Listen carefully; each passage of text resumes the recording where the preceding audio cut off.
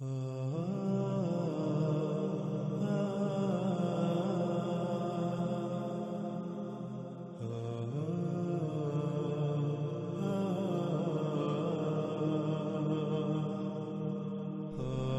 گزشتہ ایک ساتھ میں ہم دجال کو ہر پہلو سے اس طرح کھول کھول کر سامنے لا چکے ہیں کہ جس کا انکار اب کسی کے لیے بھی ممکن نہیں رہا۔ یہاں تک کہ وہ لوگ جن کا عقیدہ و نظریہ یہ تھا کہ دجال کا ذکر قرآن میں کہیں بھی نہیں، یوں کچھ لوگ دجال کا سرے سے انکار کر دیتے رہے، اور اکثریت اس عقیدے و نظریے کا فائدہ یوں حاصل کرتی رہی کہ روایات کی من پسند تشریحات کر کے اپنی مرضی کے مطابق دجال کا حلیہ بنا کر اکثریت کو اسے ماننے پر مجبور کرتی رہی۔ کوئی بھی ان کی منچاہی تشریحات و تعویلات کے خلاف چاہ کر بھی سوچ نہیں سکتا تھا۔ اگر کوئی ایسا کرنے کی جرات کرتا تو اس پر فتووں کی بوچھاڑ کر دی جاتی۔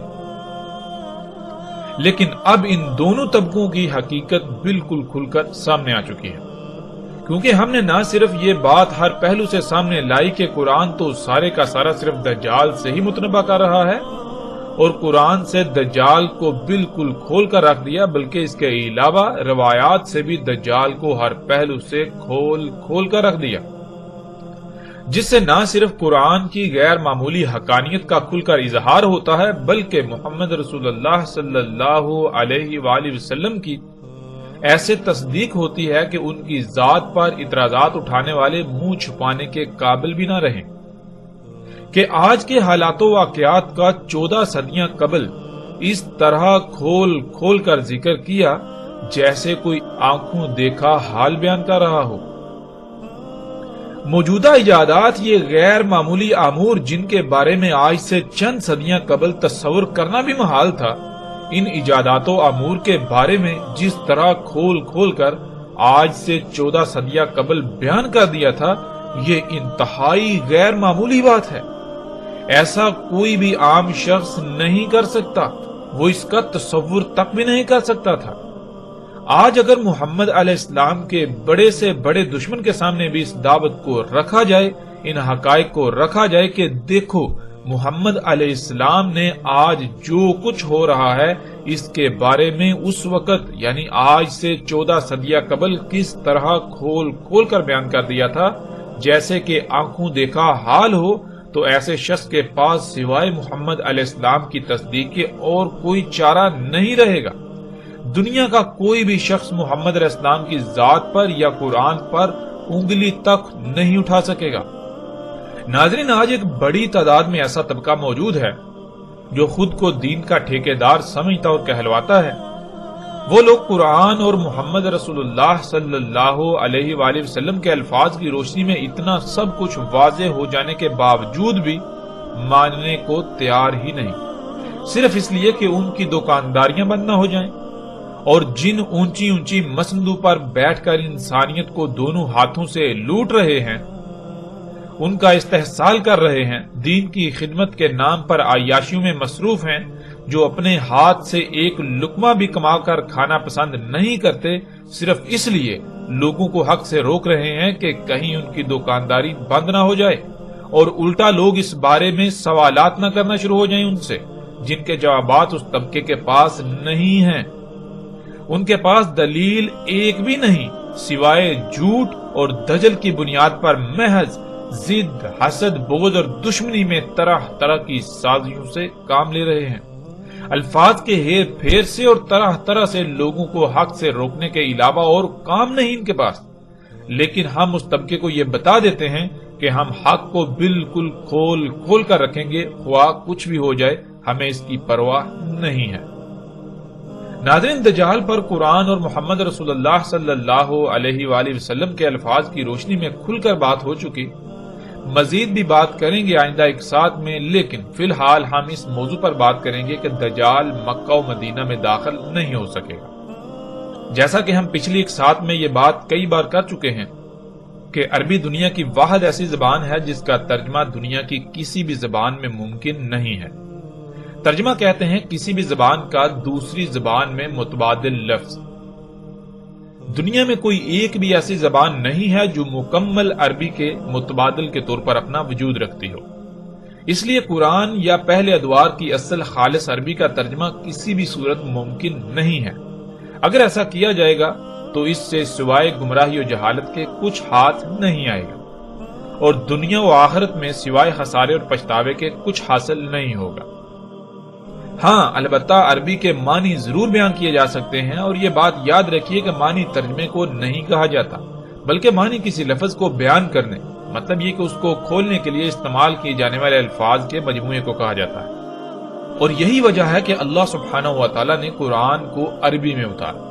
عربی فطرت کی زبان ہے، نہ کہ محض الفاظ پر مشتمل ان چند سطور یا محاوروں کا نام ہے جس کی بنیاد پر انسان ایک دوسرے سے مخاطب ہوں، ان کو جانے پہچانے یا پھر زندگی گزارنے کے لیے ایک دوسرے سے بات کر سکیں۔ ایسا ہرگز نہیں ہے۔ عربی ایسی زبان نہیں ہے، بلکہ عربی فطرت کی زبان ہے۔ مثال کے طور پر قرآن میں اللہ سبحانہ تعالیٰ نے کہا یولج اللیل فی النہار ویولج النہار فی اللیل۔ اب اس کا ترجمہ خواہ بڑے سے بڑا عرب دان کیوں نہ ہو، وہ کیسا ہی کیوں نہ کر لے، اس کا ترجمہ اس وقت تک ٹھیک نہیں ہو سکتا جب تک کہ ایک شخص جسے بے شک عربی نہ آتی ہو وہ اپنی آنکھوں سے یہ نہ دیکھ لے کہ کس طرح سے زمین کا وہ حصہ جہاں پر لیل ہوتی ہے اس کو روشنی میں لے جایا جاتا ہے، پھر اس کو اندھیرے میں لے جایا جاتا ہے، اور یہ سلسلہ مسلسل چل رہا ہے۔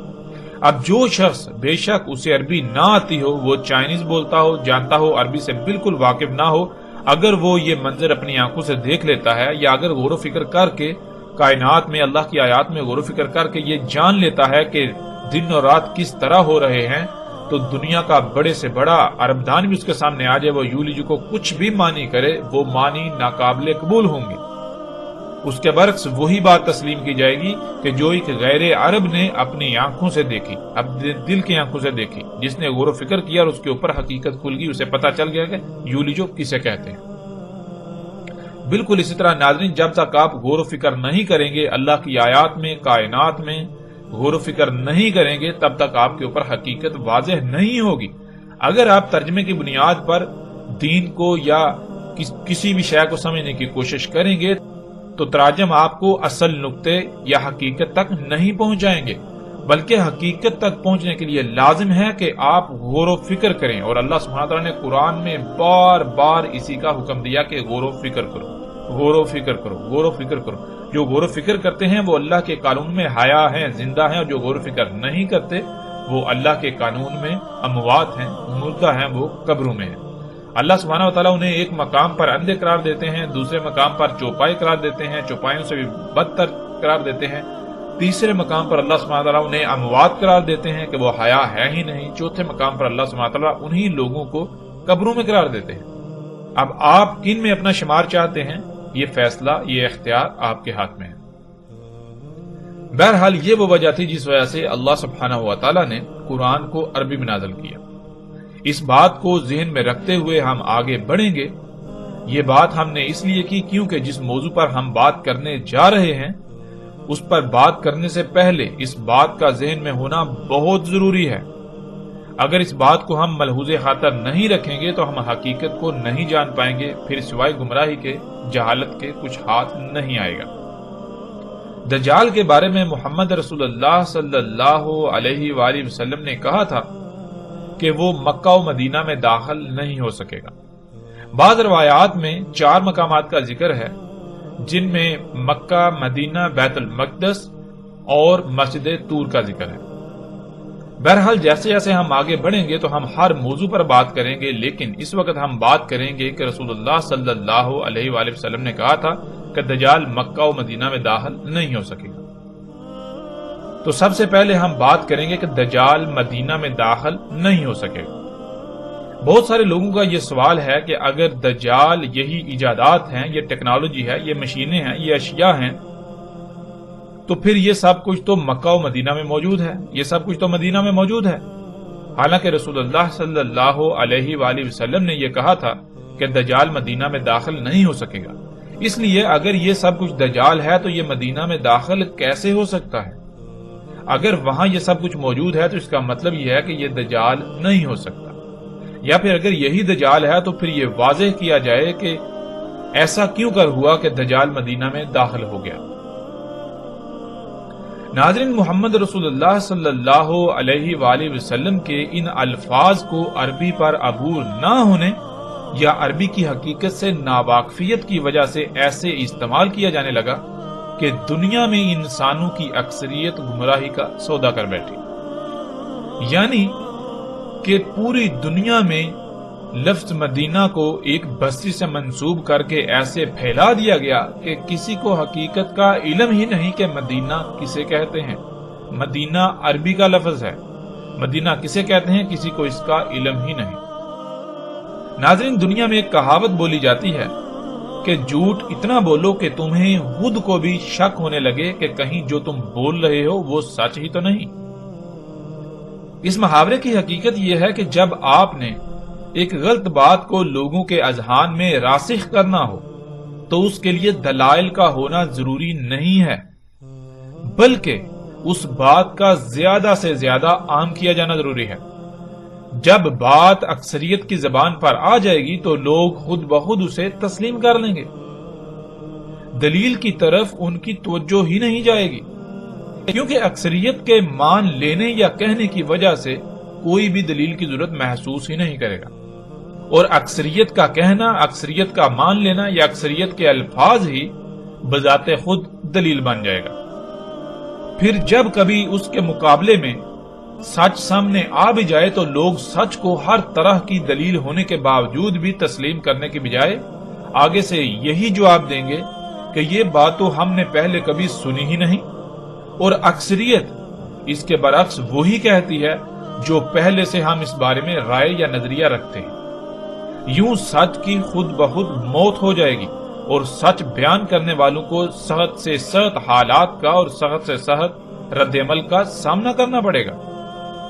سچ بیان کرنے والے کو الٹا دنیا نہ صرف تحقیر کا نشانہ بنائے گی، حقارت کی نگاہ سے دیکھے گی، بلکہ ہر ممکن حد تک تہمت و ملامت کا نشانہ بنائے گی۔ ہر کسی کا یہی جواب ہوگا کہ پہلے کیا ہر کوئی غلط تھا؟ جو ہمارے آباء و اجداد، ہمارے علماء اس کے برعکس آج تک ہمیں بتاتے رہے، آج تک ہمیں سکھاتے رہے، جو آج تک ہم سنتے رہے، کیا وہ سب کے سب غلط ٹھہرے اور اکیلے تم صحیح؟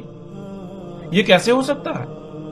یعنی وہی بات کہ سچ کے لیے خواہ کتنے ہی دلائل کیوں نہ دیے جائیں، کتنے ہی دلائل سے سچ کو سامنے کیوں نہ لے آیا جائے، اسی جواب کا سامنا کرنا پڑے گا کہ پہلے آج تک کیا سب غلط تھے اور اکیلے تم سچے؟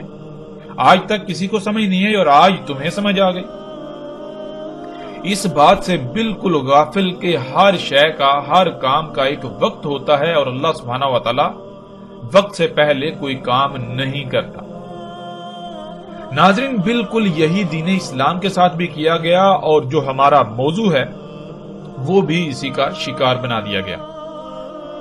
رسول اللہ صلی اللہ علیہ وآلہ وسلم نے کہا کہ دجال مدینہ میں داخل نہیں ہوگا تو خود کو علماء کہلانے والے طبقے نے عربی کے لفظ مدینہ کے ایک ایسی بستی سے منسوب کیا کہ پوری دنیا کے انسان اس بات کو بھول گئے کہ مدینہ کسے کہتے ہیں۔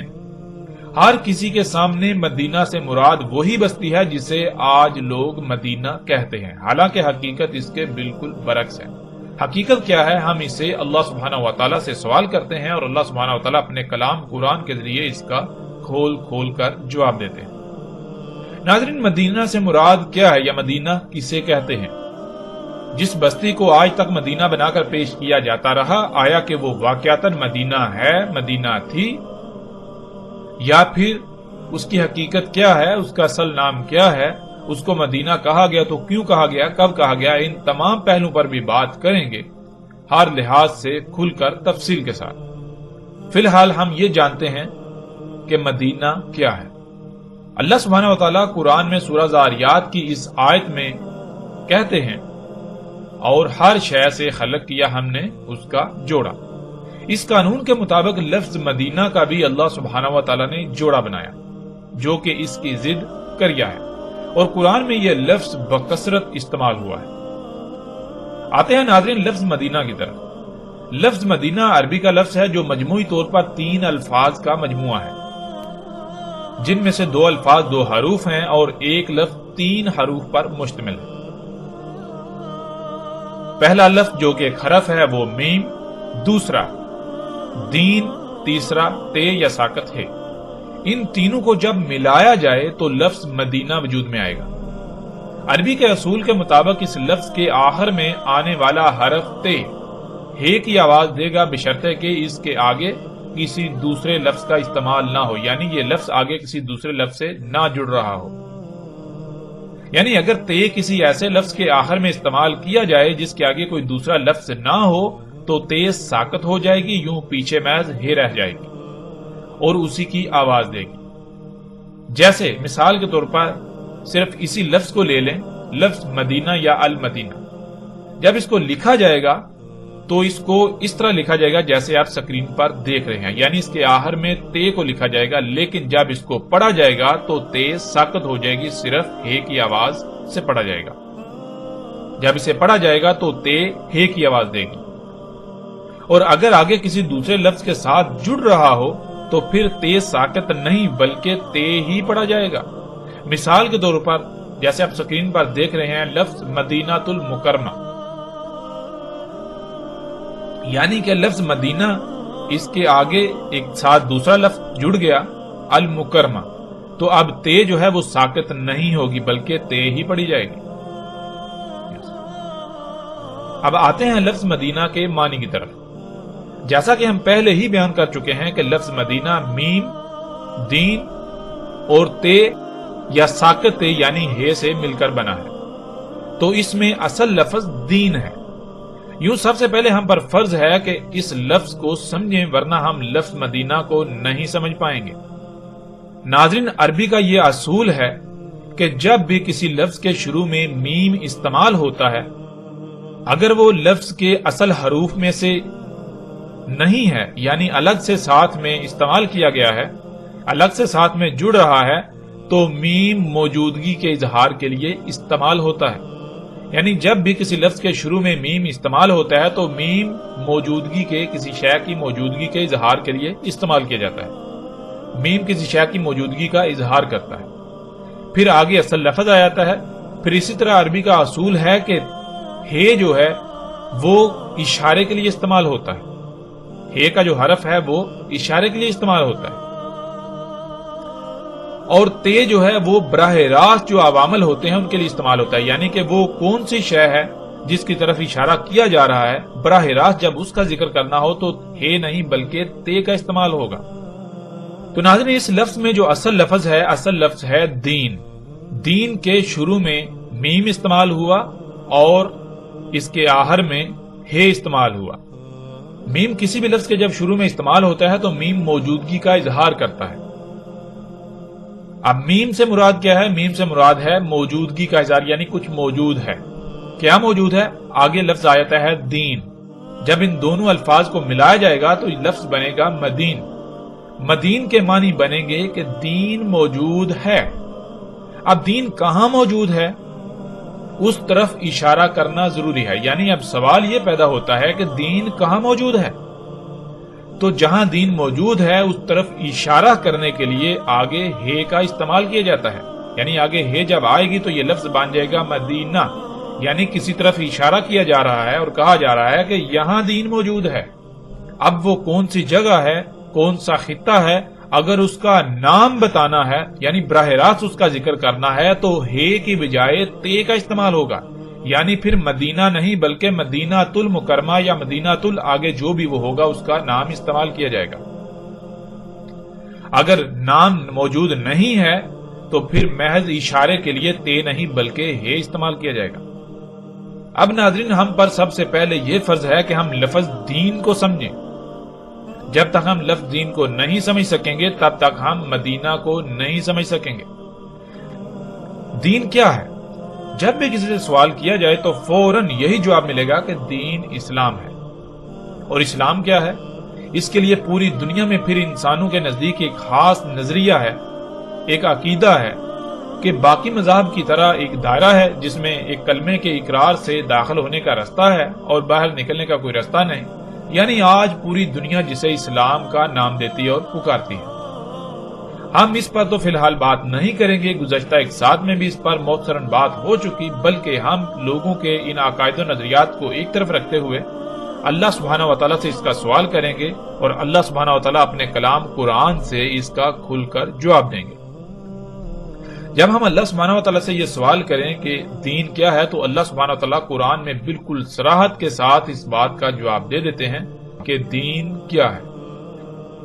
سورہ روم کی آیت نمبر 30 میں اللہ سبحانہ و تعالیٰ کہتے ہیں، پس قائم ہو جا، پس قائم کر اپنے روح کو، تیرا جو روح ہے اسے ہر طرف سے کاٹ کر، تیرا جو روح ہے اسے ہر طرف سے کاٹ کر، ہر طرف سے کاٹ کر بالکل یکسو یک روح ہو جا دین کے لیے، یک روح ہو کر دین کے لیے قائم ہو جا۔ پھر دین کیا ہے؟ اللہ سبحانہ و تعالیٰ اس کا جواب دیتے ہیں، فطرت اللہ، اللہ کی فطرت تھی۔ دین کیا ہے؟ دین وہ فطرت تھی، اللہ کی فطرت۔ کون سی فطرت؟ اس کا بھی اللہ سبحانہ و تعالیٰ آگے جواب دیتے ہیں، التی فطر الناس علیہا، وہ فطرت جس پر اللہ سبحانہ و تعالیٰ نے انسانوں کو فاطر کیا۔ یعنی کہ فطرت کیا ہے؟ فطرت کو اگر جاننا ہے تو غور کرو، پیچھے جاؤ، جب انسانوں کی بنیاد رکھی، جب انسانوں کو دنیا میں لے کر آئے تو اس وقت دنیا کس حالت میں تھی، دنیا میں کیا تھا، کیسا تھا؟ یعنی کہ فطرت کہتے ہیں جس طرح جیسا اللہ سبحانہ و تعالیٰ نے خلق کیا، بغیر کسی رائے برابر بھی تبدیلی کے، بالکل ویسے کا ویسا۔ جیسے اللہ سبحانہ و تعالیٰ نے انسانوں کو خلق کیا، تمام مخلوقات کو خلق کیا، جیسی ضروریات اللہ سبحانہ و تعالیٰ نے خلق کی تھیں ان میں کسی قسم کی کوئی بھی رد و بدل نہ ہو، ویسے کی ویسی ہی رہنے دی جائیں، ویسے کی ویسے ہی ہوں، اور انہی سے اپنی ضروریات کو پورا کیا جائے، انہی پر ڈٹا جائے، انہی پر توکل کیا جائے۔ یہ ہے فطرت، یہ ہے دین۔ پھر آگے اللہ سبحانہ وتعالی کہتے ہیں لا تبدیل لخالق اللہ، کہ نہیں ہے تبدیلی، تبدیلی کے متحمل ہے ہی نہیں اللہ کی خلق، اللہ کی خلق کے لیے تبدیلی ہے ہی نہیں، یعنی اللہ سبحانہ وتعالی نے اپنی خلق کے لیے تبدیلی رکھی نہیں۔ جیسا اللہ سبحانہ وتعالی نے خلق کر دیا، اگر اس میں رائے برابر بھی تبدیلی کی جائے گی تو پھر خرابیاں ہوں گی، جس کے پھر رد عمل میں تباہیوں کا سامنا کرنا پڑے گا، سب کچھ درہم برہم ہو جائے گا۔ پھر آگے اللہ سبحانہ وتعالی کہتے ہیں ذالک دین القیم ولکن اکثر الناس لا یعلمون، وہ تھا دین، وہ ہے دین کہ جس پر قائم ہونا ہے۔ یعنی دین کیا ہے؟ دین یہ ہے کہ ہر طرف سے کٹ کر فطرت کے اوپر قائم ہونا ہے، فطرت کے اوپر کوئی مصنوعی شے نہیں ہونی چاہیے، اللہ کی مخلوقات میں چھیڑ چھاڑ نہیں کرنی، جیسا اللہ سبحانہ وتعالی نے خلق کیا ویسا ہی ہونا چاہیے۔ جو اللہ تعالیٰ نے آپ کی حد لگا دی، جو دائرہ لگا دیا، جیسے باقی مخلوقات اپنے اپنے مقام، اپنے اپنے دائرے کے اندر رہتی ہوئی اپنی اپنی ذمہ داری کو پورا کر رہی ہیں، بالکل اسی طرح تم نے بھی سب کچھ ویسے کا ویسے رہنے دینا ہے۔ جو اللہ سبحانہ وتعالی نے تمہارے لیے دائرہ لگایا، جو مقام رکھا، اسی مقام پر رہتے ہوئے، اسی دائرے میں رہتے ہوئے اپنی ذمہ داری کو پورا کرنا ہے اور زندگی گزارنی ہے، یہ ہے دین۔ اور اللہ سبحانہ وتعالی کہتے ہیں انسانوں کی اکثریت جو بھولے ہوئے ہیں، یہ جو انسان ہیں، ان کی اکثریت کو اس کا علم ہی نہیں۔ کیوں؟ اس کا بھی اللہ سبحانہ وتعالی جواب دے دیتے ہیں۔ جب لفظ یعلمون، لا یعلمون کہتے ہیں تو پیچھے جو یا استعمال ہوتا ہے، اس کا معنی کیا ہے؟ اس کے خود ہی آ جاتی ہے، یعنی کہ انسانوں کی اکثریت غور و فکر ہی نہیں کرتی، جس وجہ سے انہیں اس بات کا علم ہی نہیں کہ دین کیا ہے۔ پھر وہ جو اور لوگ جو ہے وہ دین جو ان کے سامنے بنا کر پیش کرتے ہیں، انسانیوں کی اکثریت جو ہے پھر اسی کے پیچھے چلتی رہتی ہے اور اسے ہی دین سمجھ رہتی ہے، جس کا دین کے ساتھ کوئی تعلق نہیں۔ تو یہ تھا ناظرین دین۔ ناظرین دین کیا ہے؟ ہم نے جان لیا، دین کہتے ہیں فطرت کو، دین ہے فطرت۔ اور مدینہ یعنی کہ مدینہ کسی اس خطے، اس علاقے، اس بستی، اس مقام کی طرف اشارہ کر کے کہا جاتا ہے، اسے کہا جاتا ہے جہاں پر فطرت ہو، جو خطہ، جو علاقہ، جو بستی فطرت پر ہو، جس میں اللہ کی مخلوقات میں تبدیلیاں نہ ہوں، سب کچھ ویسا ہو، یا لوگ وہاں کے باشندے، وہاں کے رہائشی ویسا ہی چاہتے ہوں جیسا اللہ نے خلق کر دیا، یعنی فطرت پر قائم ہونا ہی ان کا مقصد ہو، وہاں کے باشندوں کا فطرت پر قائم ہونا مقصد ہو۔ تو لفظ دین کے شروع میں میم دین کی موجودگی کا اظہار کرتا ہے، یعنی دین موجود ہے۔ اور دین کیا ہے؟ دین فطرت۔ اب جب لفظ دین کے ساتھ میم لگایا جائے گا تو یہ بنے گا مدین. مدین کہتے ہیں دین موجود ہے یعنی فطرت موجود ہے. یہاں فطرت موجود ہے, فطرت قائم ہے, اور ہے اس طرف اشارہ ہوتا ہے جہاں فطرت یعنی دین موجود ہے. تو اس طرح بنتا ہے لفظ مدینہ. مدینہ کے معنی ہے وہ مقام جہاں پر اللہ کا دین قائم ہو, یعنی جہاں پر فطرت ہو, وہ مقام جو فطرت پر ہے. اور اس کا جوڑا جو کہ اللہ سبحانہ وتعالی نے قرآن میں اس کی ضد کے طور پر استعمال کیا, کئی مقامات پر اس کا ذکر آیا ہے, وہ ہے قریہ. اور پورے قرآن میں اللہ سبحانہ وتعالی نے جہاں بھی ہلاک شدہ اقوام کا ذکر کیا یا ہلاکت کا ذکر کیا, عذاب کا ذکر کیا, تو عذاب قریہ پر ہی آنے کا ذکر کیا, یعنی عذاب قریہ پر آتا ہے. کہیں بھی مدینہ پر یہ نہیں ہے کہ مدینہ پر اللہ سبحانہ وتعالی عذاب لے کر آئے. بہرحال اس پر مزید تفصیل سے آگے چل کر بات ہوگی. ناظرین, قریہ کا مادہ ہے کرا, جس کے معنی ایک شے پر کسی دوسری شے کے ٹکرانے سے رد عمل کے طور پر بلند ہونے والی آواز کو کہتے ہیں. اسی سے لفظ قریہ بنا ہے, اسی سے اقرا بنا ہے, اسی سے قرت بنا ہے, اور اسی سے قرآن بنا ہے.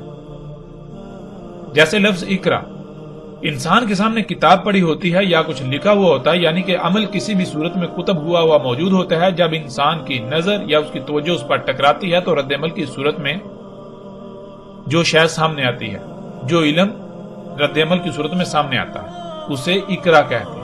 مثال کے طور پر جیسے ایک کتاب جو آپ کے ہاتھوں سے لکھی ہوئی آپ کے سامنے پڑی ہوئی ہے, جب آپ کی توجہ آپ کی نظر اس پر ٹکرائے گی تو رد عمل میں آواز پیدا ہوگی, وہ آواز بھی قرا کہلائے گی. یوں قریہ مدینہ کی ضد ہے, اور قریہ کہتے ہیں کسی ایسے گاؤں, شہر, بستی, خطے یا علاقے کو جو اللہ کے کلام یعنی اللہ کے احکامات کے سامنے اپنی آواز بلند کرے, اپنی خواہشات کو ترجیح دے. یعنی اگر اللہ کسی کام کرنے کا حکم دے رہے ہیں تو وہ اس کے رد عمل میں نہ صرف اس کا انکار کر دیں بلکہ اللہ کے مقابلے پر اپنی آواز بلند کریں کہ نہیں, ہم تو وہی کریں گے جو ہماری چاہت ہے, جو ہماری خواہشات ہیں. یعنی لفظ قریہ جو ہے یہ مدینہ کی ضد ہے, اور اس کا آسان ترین معنی یہ ہے کہ وہ بستی, وہ خطہ, وہ علاقہ جو فطرت پر نہیں ہے, جہاں پر مصنوعی ہے, جہاں پر انسان کی ضروریات مصنوعی ہیں, غیر فطرتی ہیں, جہاں کے لوگ غیر فطرتی اشیاء پر انحصار کرتے ہیں, اسے قریہ کہتے ہیں. قریہ میں بھی ہے جو ہے یہ اس طرف اشارہ ہے جہاں کے رہنے والے اللہ کے مقابلے پر اپنی آواز بلند کرتے ہیں, یعنی کہ جہاں کے رہنے والے فطرت پر قائم نہیں ہے, یا وہ خطہ, وہ علاقہ, وہ بستی فطرت پر نہیں ہے. جہاں اللہ کا دین قائم نہ ہو, یعنی وہ علاقہ, وہ خطہ جہاں فطرت کی بجائے اس کی ضد ہو, فطرت کی ضد ہو. فطرت کی ضد کیا ہے؟ مصنوعی اشیاء, اللہ کی مخلوقات میں تبدیلی کی ہوئی اشیاء. جو اللہ کی خلق ہے وہ تبدیل شدہ, اللہ کی مخلوقات ہوں لیکن تبدیل شدہ, ان میں تبدیلیاں کی ہوئی. وہاں وہ جو مقام ہوگا, وہ جو بستی, وہ علاقہ, وہ خطہ, وہ جو شہر ہوں گے, وہ جو سوسائٹیاں, معاشرے ہوں گے, انہیں عربی میں قریہ کہا جاتا ہے. اور مدینہ وہ علاقہ, وہ خطہ, وہ بستی جہاں پر فطرت ہو. ناظرین, روایات میں دجال کے مدینہ میں نہ داخل ہونے سے مراد سعودی عرب کا شہر یعنی سعودی عرب کی بستی یثرب کو لیا جاتا ہے کہ دجال سعودی عرب کے شہر جسے عربی میں بلد کہتے ہیں, جس کا اصل نام یثرب ہے, یثرب میں داخل نہیں ہو پائے گا کیونکہ وہ مدینہ ہے. یہ بالکل غلط تصور ہے, اس کا حقیقت سے دور دور تک کوئی تعلق نہیں. جسے آج مدینہ کہا اور سمجھا جاتا ہے اس کا نام یثرب ہے, یثرب تھا اور اس وقت تک یثرب رہے گا جب تک اس کا نام بدل نہیں دیا جاتا. اب سوال یہ پیدا ہوتا ہے کہ آیا وہ مدینہ ہے یا قریہ؟ تو اس کا جواب بھی بالکل واضح ہے. اگر تو وہاں اللہ کا دین قائم ہے, یعنی وہ بستی, وہ خطہ فطرت پر ہے, تو وہ مدینہ کہلائے گی, وہ خطہ, وہ بستی مدینہ کہلائے گی. اور اگر وہاں اللہ کا دین قائم نہیں ہے, یعنی وہ فطرت پر نہیں ہے بلکہ وہاں بھی فطرت کی ضد ہے, مصنوعی اشیاء ہے, سب کچھ مصنوعی ہے, تو وہ مدینہ نہیں بلکہ قریہ ہے. ناظرین, اب سوال یہ پیدا ہوتا ہے کہ یثرب کو مدینہ کب کہا گیا؟ رسول اللہ صلی اللہ علیہ وآلہ وسلم کی مکہ سے یثرب کی طرف ہجرت کے بعد یثرب کو مدینہ کہا گیا, اور یہ بات روایات میں بالکل صراحت کے ساتھ موجود ہے. جیسے ہی ہم آگے بڑھیں گے تو وہ روایات بھی ہمارے سامنے آئیں گی. جن میں رسول اللہ صلی اللہ علیہ وآلہ وسلم نے ہجرت سے پہلے بالکل واضح نہ صرف اسے یثرب کہا بلکہ یثرب کو ام القریہ قرار دیا، یعنی جو بھی آس پاس کی قریہ ہیں ان کی ماں قرار دیا، ان کی جڑ قرار دیا۔ اب سوال یہ پیدا ہوتا ہے کہ یثرب کو مدینہ کیوں کہا گیا؟ رسول اللہ صلی اللہ علیہ وآلہ وسلم کی مکہ سے یثرب ہجرت سے پہلے یثرب میں اللہ کا دین قائم نہیں تھا، یعنی فطرت نہیں تھی، اگر تھی تو اس میں تبدیلیاں کی جا رہی تھی۔ مثلا جیسے ہم غور کریں تو صحیح مسلم میں ایک روایت ہے کہ جو 3 مختلف راویوں کی چین سے آئی ہے، اس میں یہ بات بالکل واضح ہے کہ جب رسول اللہ صلی اللہ علیہ وآلہ وسلم مکہ سے ہجرت کر کے یثرب جا رہے تھے تو یثرب کی حدود میں جب داخل ہو رہے تھے تو لوگوں کو دیکھا کہ وہ کھجور کو پیوند کر رہے ہیں، گابا کر رہے ہیں، یعنی اس وقت کے تقاضے کے مطابق جیسے آج بیجوں میں، فصلوں میں سائنسی طریقوں سے مداخلت کی جاتی ہے زیادہ پیداوار کے حصول کے لیے، جلدی اگانے کے لالچ میں، زیادہ اگانے کے لالچ میں، بالکل اس وقت کے تقاضے کے مطابق انسان جو چھیڑ چھاڑ جو تبدیلی کر سکتا تھا وہ تبدیلیاں کی جا رہی تھی، جسے گابا یا پیوند کہتے ہیں۔ تو رسول اللہ صلی اللہ علیہ وآلہ وسلم نے یہ سوال کیا، پوچھا کہ یہ تم کیا کر رہے ہو؟ تو آگے سے جواب ملا کہ ہم زیادہ فصل کے حصول کے لیے ہم اسے گابا کر رہے ہیں، پیوند کر رہے ہیں۔ تو رسول اللہ صلی اللہ علیہ وآلہ وسلم نے انہیں روک دیا۔ پھر جب سال کے بعد فصل زیادہ نہ ہوئی، فصل کم ہوئی، تو لوگوں نے یہ شکایت کی کہ یا رسول اللہ صلی اللہ علیہ وآلہ وسلم آپ نے روک دیا تھا، گابا کرنے سے منع کر دیا تھا، اس وجہ سے ہماری فصلیں جو ہیں وہ کم ہوئی اور دیکھنے میں بھی وہ بلی نہیں ہے، اچھی نہیں ہے۔ تو جواباً رسول اللہ صلی اللہ علیہ وآلہ وسلم نے کہا کہ تم دنیاوی امور کے بارے میں علم رکھتے ہو، میں دین کا علم رکھتا ہوں۔ اب اس سے مراد یہ لے لیا گیا، یہ جو علماء ہیں یا یہ جو طبقہ ہے انہوں نے اس سے مراد یہ لے لیا کہ دین الگ شے ہے اور دنیا الگ شے ہے، اور دنیاوی امور جو ہیں ان میں جو جی چاہیں کریں، ان میں کوئی روک ٹوک نہیں، اور دین جو ہے اس میں چھیڑ چھاڑ نہیں کی جا سکتی، ان میں تبدیلی نہیں کی جا سکتی، اس میں اپنی مرضی نہیں کی جا سکتی۔ اور دین کسے کہتے ہیں؟ جس کا دین کے ساتھ کوئی تعلق نہیں۔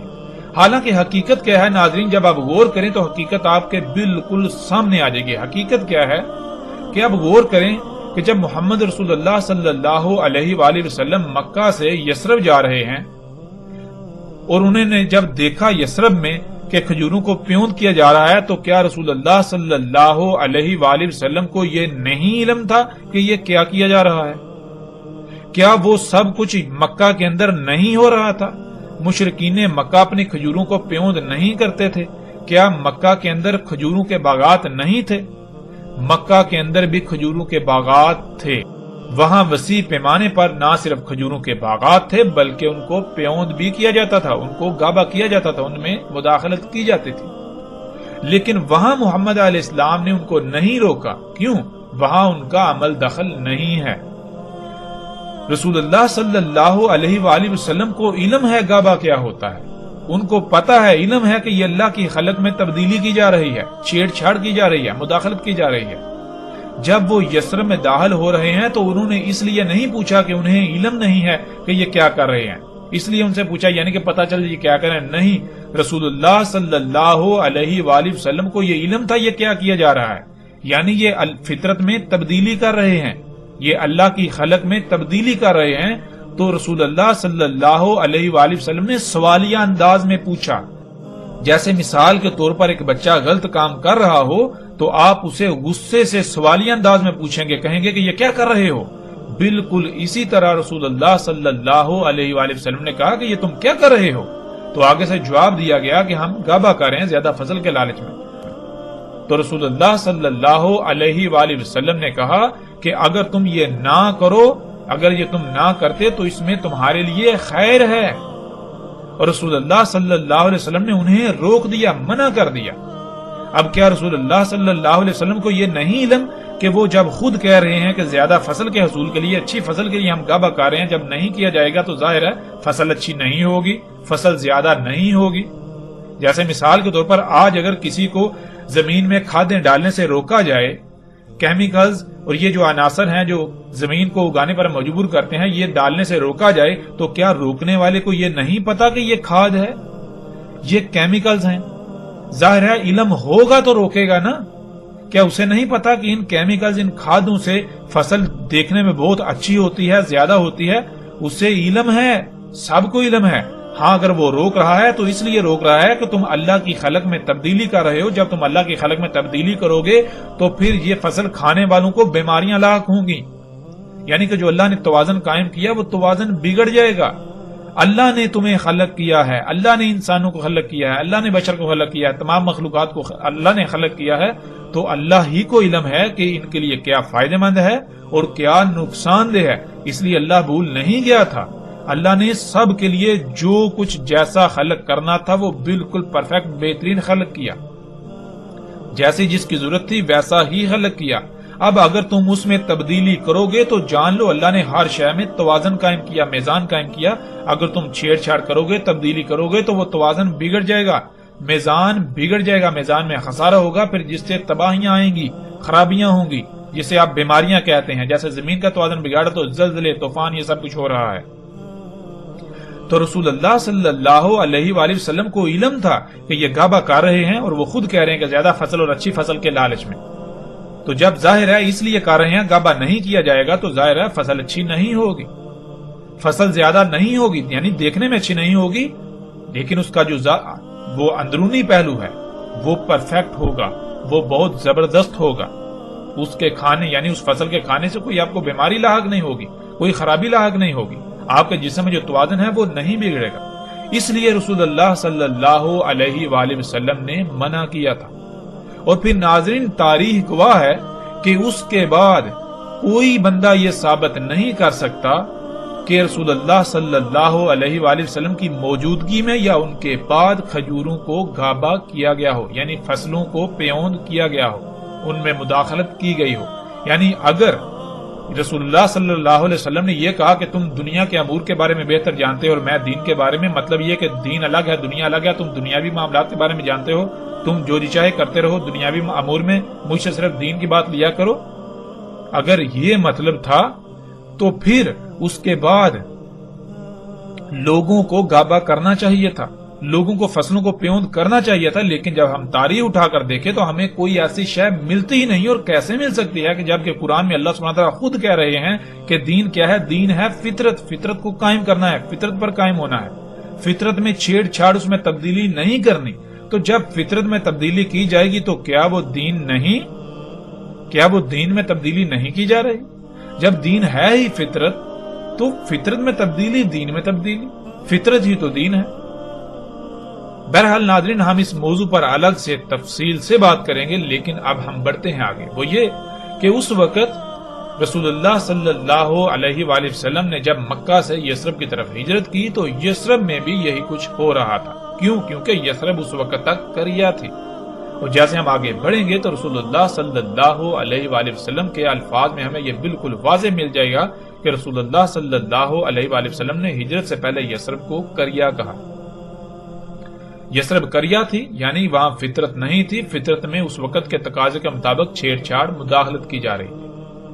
اور جب رسول اللہ صلی اللہ علیہ وآلہ وسلم نے وہاں ہجرت کر کے چلے گئے، یعنی وہاں دین قائم ہو گیا، یعنی لوگوں کو فطرت میں چھیڑ چھاڑ سے روک دیا، وہاں فطرت ہر طرح یعنی فطرت قائم ہو گئی، ہر لوگ فطرت پر قائم ہو گئے، وہاں فطرت ہی تھی، تو تب اسے مدینہ کہا گیا۔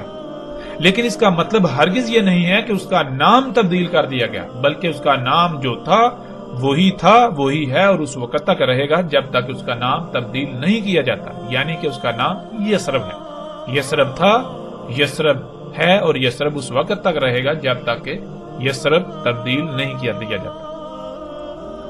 ناظرین مدینہ یا قریہ یہ نام نہیں ہے بلکہ یہ اسما ہے۔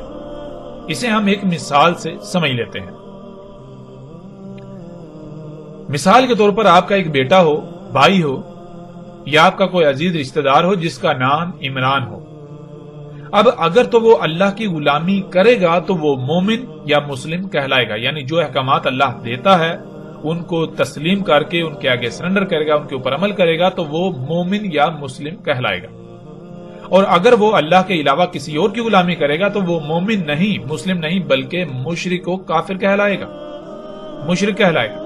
یعنی ایک انسان، ایک بشر جس کا نام عمران ہے، لوگ اسے عمران کے نام سے جانتے پہچانتے ہیں، اگر تو وہ اللہ کے دین پر قائم ہے تو وہ مومن یا مسلم کہلائے گا، اور اگر وہ اللہ کے دین پر قائم نہیں تو وہ مشرک و کافر کہلائے گا۔ ناظرین، اب لفظ مومن یا مسلم یا پھر مشرک و کافر یہ نام نہیں ہے۔ نام یعنی عربی میں نام کو کہتے ہیں کنیت، کنی یا لقب، بلکہ یہ اسما ہے۔ اسما یعنی اسم سے، اسم کہتے ہیں صفات کو، صفت کردار کو، خصوصیات و صلاحیتوں کو۔ تو مومن و مشرک یہ اسما ہے، یعنی کہ یہ کردار ہے جس کے اندر یہ صلاحیتیں، یہ صفات پائی جائیں گی، اسے مومن کہا جائے گا، خواہ اس کو دنیا کسی بھی نام سے جانتی پہچانتی ہو، کسی بھی لفظ سے جانتی پہچانتی ہو۔ اب ناظرین، مثال کے طور پر ایک شخص ہے، وہ اللہ کی غلامی نہیں کرتا، وہ اللہ کے احکامات کا انکار کرتا ہے اور اللہ کے ساتھ شرک کرتا ہے، یعنی اپنی خواہشات کی اتباع کرتا ہے، اوروں کی غلامی کرتا ہے، تو بے شک دنیا، پوری کی پوری دنیا اسے مومن کے نام سے، مومن کے لفظ سے جانتی پہچانتی ہو، اسے پکارتی ہو، وہ اللہ کے قانون میں مومن نہیں ہو سکتا۔ مومن اس کا لقب ہے، اس کی کنیت ہے، مومن اس کا اسم نہیں ہے۔